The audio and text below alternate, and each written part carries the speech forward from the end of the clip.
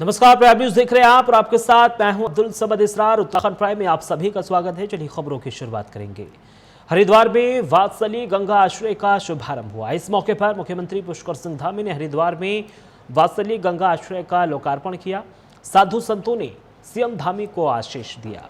साध्वी रितंभरा ने की है सीएम धामी की जमकर तारीफ और उन्होंने कहा है कि सीएम धामी देश के पहले ऐसे मुख्यमंत्री हैं जिन्होंने माहौल बिगाड़ने वाले बाहरी लोगों पर अंकुश लगाया है। इसके साथ ही धर्म रक्षकों ने कहा है कि धामी के नेतृत्व में उत्तराखंड विकास के पथ पर अग्रसर है।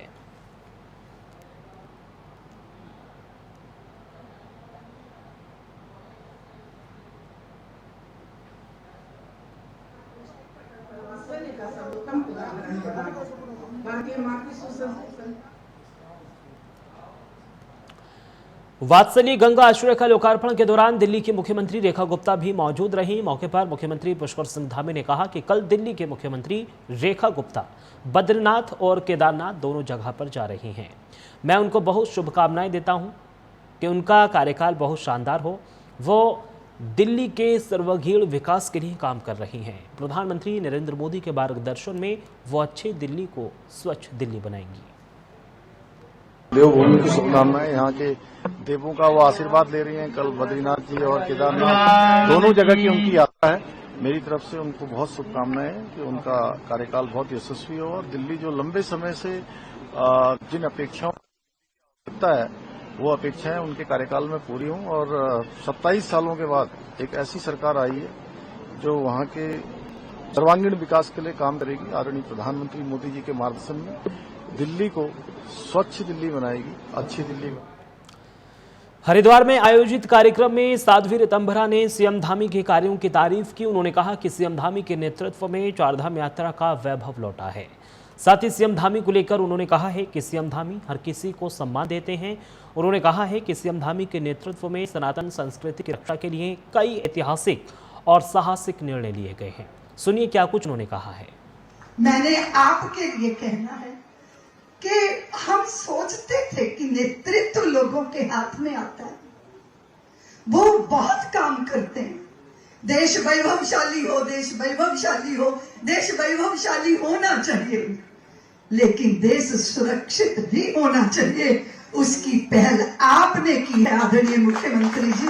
उत्तराखंड ने उत्तर दिया है, सारे अनुत्तरित प्रश्नों का उत्तर धामी जी आपने दिया है। इसलिए जिस दिन आपने निर्णय किया था मेरी आंखों से गंगा जमुना बहती रही और मैं सोचती रही मां भारती चिन्मयी सत्ता है, वो जब जाग जाती है तो उसकी संतानें जाग जाती हैं।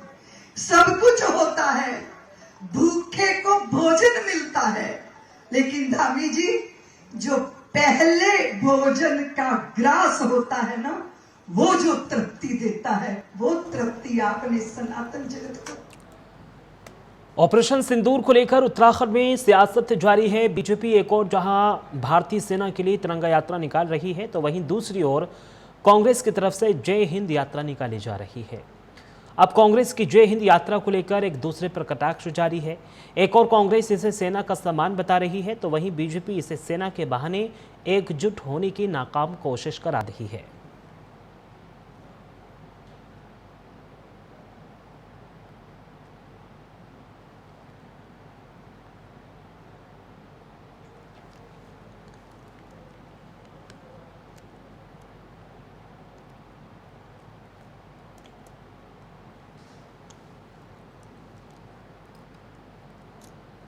जिस तरीके से भारतीय सेना ने अदम्य साहस का परिचय देते हुए बहादुरी से पाकिस्तान के दांत खट्टे करने का काम किया, पाकिस्तान को लेने का काम किया, देश की अपने सम्मान का प्रदर्शन कर रहा है। कांग्रेस पार्टी भी सेना के सम्मान में जय हिंद रैलियों का आयोजन राष्ट्रीय और प्रादेशिक स्तर पर कर रही है, लेकिन सेना के सम्मान में आयोजित रैलियों को जो है भारतीय जनता पार्टी हजम नहीं कर पा रही है। कांग्रेस की रैलियों से भाजपा के पेट में मरोड़ उठ रही है, इसीलिए कांग्रेस पार्टी पर जो है भाजपा अनर्गल आरोप लगाने का काम कर रही है। जो ऑपरेशन सिंदूर का चेहरा, उनका अपमान करने का काम भाजपा के मंत्री ने क्यों किया? कांग्रेस पार्टी पूर्ण रूप से हीन और मुद्दाबीन हो गई है और कांग्रेस में जिस प्रकार से की लड़ाई चल रही है जाहिर है। कहीं उनके विधायक ये बोलते हुए नजर आते हैं कि जब तक उनके प्रदेश अध्यक्ष फला व्यक्ति है, हम तब तक कांग्रेस पार्टी के सदस्य नहीं है। इसी प्रकार से उनके वरिष्ठ नेता पूर्व मुख्यमंत्री हरीश रावत जी अपने अपने ढंग से जिस प्रकार से वो प्रदेश के अंदर न्याय यात्रा की जो बात कर रहे हैं, तो हम ये कह सकते हैं कि जो वर्चस्व की लड़ाई कांग्रेस में चल रही है, और चाहे वो जय हिंद यात्रा निकाले, चाहे कोई भी यात्रा निकाले, उससे उनको कोई हासिल। देश के पूर्व राष्ट्रपति रामनाथ कोविंद ने मसूरी में पत्रकारों से बातचीत करते हुए कहा है कि वन नेशन वन इलेक्शन देश में गेम चेंजर का काम करेगा। वन नेशन वन इलेक्शन लागू होने के बाद देश की जीडीपी बढ़ेगी। रामनाथ कोविंद ने ऑपरेशन सिंदूर पर भी बयान दिया है। उन्होंने कहा है कि अगर दुश्मन देश नहीं सुधरेगा तो उसी ऑपरेशन सिंदूर की तरह ही जवाब दिया जाएगा।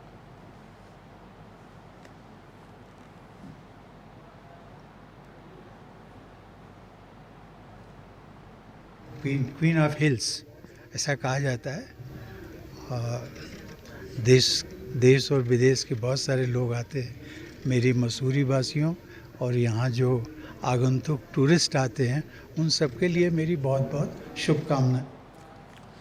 रुड़की में बहुजन आर्मी के बहुजन एकता मिशन के कार्यक्रम में पार्टी के राष्ट्रीय अध्यक्ष देवा रावत ने बहुजन समाज के सभी लोगों को एकजुट होने की अपील की है।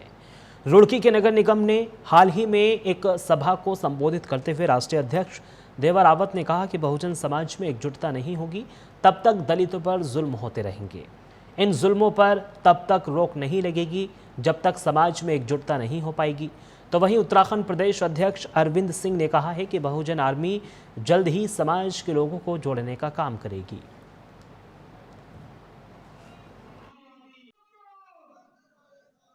यही कि आप सभी पत्र बंधुओं का, पत्रकार बंधुओं का हार्दिक स्वागत है। और जो बहुजन आर्मी है ये घर घर जाके हम लोगों की समस्या का समाधान भी करते हैं। जाते भी उनके पास में किसी पे अत्याचार होता है उसके खिलाफ़ भी हम बोलते हैं। अगर किसी वजह से कोई परेशान है तो उसकी समस्या भी दूर करते हैं जाके। जैसे कि अभी पीछे एक बच्चे के साथ में हादसा हुआ, उसके यहाँ पे गए हम लोग, जगदीशपुर भी गए।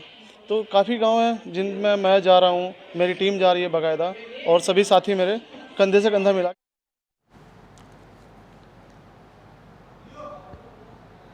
माताओं पे, बहनों पे लगातार जो अन्याय अत्याचार की घटनाएं हो रही हैं, उन घटनाओं को कम करने के लिए ही नहीं, उन घटनाओं को बंद कराने की लड़ाई बहुजन आर्मी संगठन के द्वारा लड़ा जा रहा है। और हमारे उत्तराखंड के प्रदेश अध्यक्ष श्री अरविंद सिंह जी के द्वारा जो ये कार्यक्रम रखा गया है, इस कार्यक्रम का नाम रखा गया था हर घर बहुजन आर्मी। हर घर बहुजन आर्मी के तहत पूरे देश में हमारा संगठन देश के 11 राज्यों में कार्यरत है। और सबसे पहले जो आगाज हुआ है हर घर बहुजन आर्मी सदस्यता अभियान का, उत्तराखंड की धरती से। लालकुआं नैनीताल दुग्ध उत्पादक सहकारी संघ ने विश्व दुग्ध दिवस बड़े उत्साह के साथ मनाया। मौके पर मेयर गजराज सिंह बिष्ट ने कहा है कि आंचल डेयरी ने श्वेत क्रांति के क्षेत्र में उत्तराखंड में ऐतिहासिक मुकाम हासिल किया है। तो वहीं पूर्व विधायक नवीन दुमका ने कहा है कि स्वर्गीय डॉक्टर वर्गीस कुरियन ने भारत में पशुपालकों और ग्रामीणों को श्वेत क्रांति की ओर अग्रसर किया। उन्होंने क्षेत्रवासियों और ग्रामीणों से डॉक्टर कुरियन के बताए मार्ग पर अनुसरण करने का आह्वान भी किया है। आज डॉक्टर वर्गीस कुरियन जी की प्रेरणा से और विश्व स्वास्थ्य संगठन स्तर पर इस दिवस को मनाया जाता है। और आज नैनीताल दुग्ध संघ ने भी विश्व दुग्ध दिवस मनाया है। और इस बार के खास आयोजन के लिए हमारे जो प्रदेश के दुग्ध विकास मंत्री हैं माननीय सौरभ गोड़ा जी का निर्देश था कि इस विश्व दुग्ध दिवस को, क्योंकि जो एक आम उत्पादक की आर्थिकी से जुड़ा है, इसको हम त्योहार के रूप में और सब लोग उपभोक्ता, उत्पादक और जनप्रतिनिधि मिल करके इसको मनाएं, उत्सव के रूप में मनाएं। उसमें हमने प्रयास करा है कि इसको उत्सव के रूप में मनाने का। और मैं आपके संज्ञान में लाना चाहता हूं कि आज से 4 तारीख तक हम इस उत्सव को मनाने जा रहे हैं। देखिए, मुख्यतः विश्व दुग्ध दिवस जो कार्यक्रम है ये दूध की महत्ता को लोगों तक, आम जन तक पहुंचाने का एक कार्यक्रम है।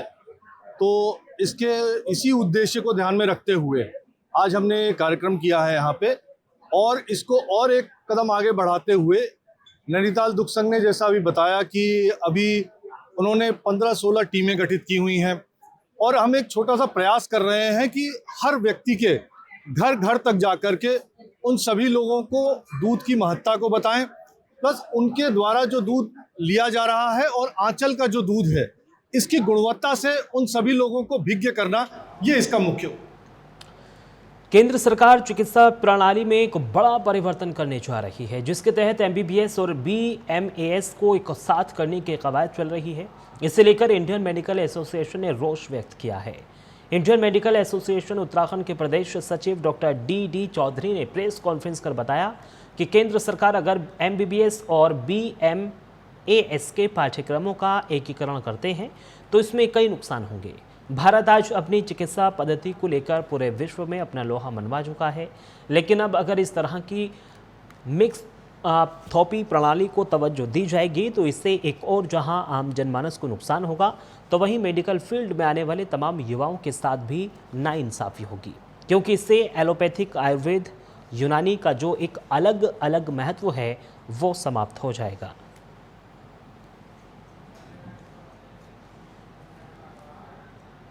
उत्तराखंड में पंचायत चुनाव को लेकर सरकार की कवायद जारी है। इधर पंचायत चुनाव को लेकर जशपुर क्षेत्रवासियों में काफ़ी नाराज़गी देखने को मिल रही है। क्षेत्रवासियों ने सरकार की मंशा पर सवाल खड़े किए हैं और फेलियर माना है। लोगों ने सब के लिए सरकार को ही जिम्मेदार ठहराते हुए सरकार पर घोर लापरवाही बरतने की बात कही है। तो वहीं सरकार से जल्द ही पंचायत चुनाव कराने की भी मांग की गई है।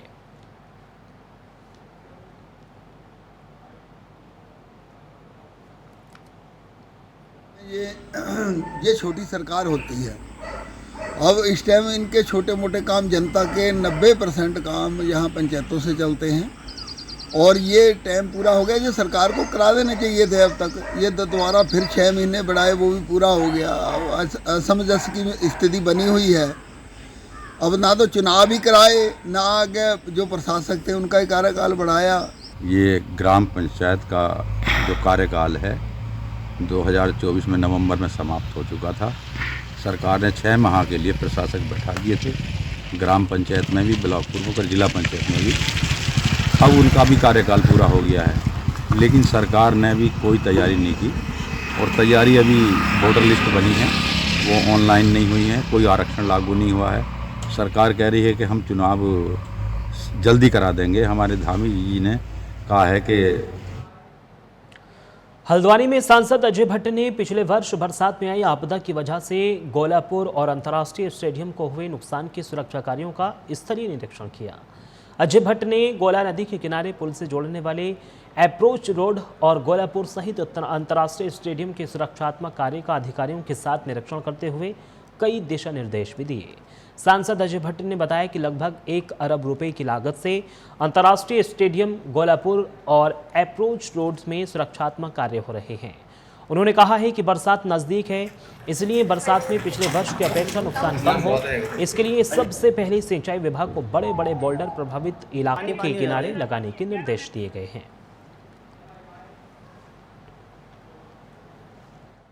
NHAI के काम अभी नीचे इतने अच्छे चल रहे हैं, आप देख रहे हैं। और PWD की सड़क जो टूटी हुई थी पिछले 11 महीने से, वो इसलिए विलम्ब हुआ उसमें क्योंकि एक हमारे ठेकेदार महोदय ही न्यायालय चले गए थे। जब वो केस निर्णीत हुआ उसके विदिन 1 वीक, 1 हफ्ते के अंदर हमने काम। फिल्म निर्देशक लव रंजन अपने परिवार के साथ पवित्र तीर्थ स्थल बद्रीनाथ धाम पहुंचे। बद्रीनाथ मंदिर में पहुंचने पर प्रभारी अधिकारी विपिन तिवारी ने उन्हें भगवान बद्री विशाल का अंग वस्त्र प्रसाद भेंट स्वरूप प्रदान किया। दर्शन के बाद लव रंजन ने मंदिर की व्यवस्थाओं की सराहना की और देवभूमि में आध्यात्मिक वातावरण के अनुभव साझा किए। तो देखिए, फिल्म निर्देशक लव रंजन बद्रीनाथ धाम पहुंचे हैं। प्रभारी अधिकारी विपिन तिवारी ने अंग वस्त्र उनको भेंट किया है और बद्रीनाथ मंदिर में पहुंचने पर प्रभारी अधिकारी विपिन तिवारी ने उन्हें भगवान बद्री विशाल का अंग वस्त्र प्रसाद भेंट स्वरूप प्रदान किया। दर्शन के बाद लव रंजन ने मंदिर की व्यवस्थाओं की सराहना की और देवभूमि में आध्यात्मिक वातावरण के अनुभव साझा किए।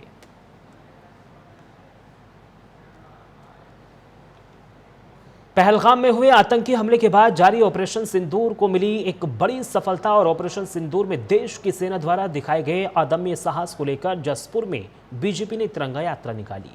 ये तिरंगा यात्रा नगर के सुभाष चौक से शुरू होकर झंडा चौक पर समाप्त हुई। इस मौके पर बीजेपी के कार्यकर्ताओं ने भारतीय सेना के समर्थन में जमकर नारे भी लगाए। तो देखिए, बीजेपी की ओर से पूरे देश में तिरंगा यात्रा निकाली जा रही है। अब ऐसे में जसपुर में भी सुभाष चौक से झंडा चौक पर यानी ये यात्रा निकाली गई है। भारतीय सेना के समर्थन में जमकर नारे भी लगाए गए हैं।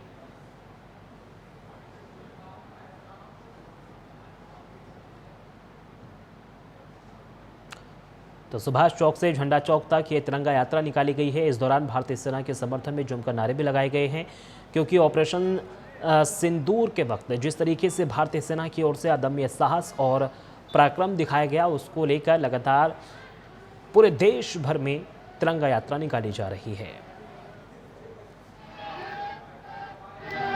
पूरे जिले के अंदर 171 जगहों पर अभी तक तिरंगा यात्रा का आयोजन हो चुका है।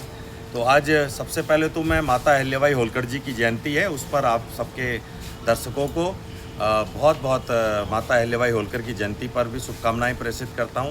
आज जसपुर में प्रदेश नेतृत्व के आह्वान पर हमने तिरंगा यात्रा का आयोजन किया है। बहुत बड़ी संख्या में हमारी मातृशक्ति, हमारे सैनिक बंधु, हमारे सर्व समाज के लोगों ने मिलकर इस तिरंगा यात्रा को सफल बनाया है। देश में तिरंगा यात्रा निकल रही है। जी जो ऑपरेशन सिंदूर हुआ था, उसमें हमने जो हमारे टूरिस्ट गए थे पहलगाम में आतंकवादियों जो मारा था, उसका बदला हमने पाकिस्तान के अंदर जाके। चमोली में मौजूद valley of flowers national park के दरवाजे खोल दिए गए हैं। पूजा करने के बाद इस पार्क को खोला गया है। इको विकास समिति भ्यूंडार के अध्यक्ष प्रवेंद्र सिंह चौहान और समाज सेवी संजय सिंह चौहान ने रिबन काटकर उद्घाटन किया है। आपको बता दें कि इस पार्क में 500 तरह की अल्पाइन फूलों की प्रजातियां हैं। ये पार्क हर साल 1 जून को खुलता है और 31 अक्टूबर को बंद हो जाता है। हर साल यहाँ हजारों की संख्या में देश और विदेश से पर्यटक पहुँचते हैं।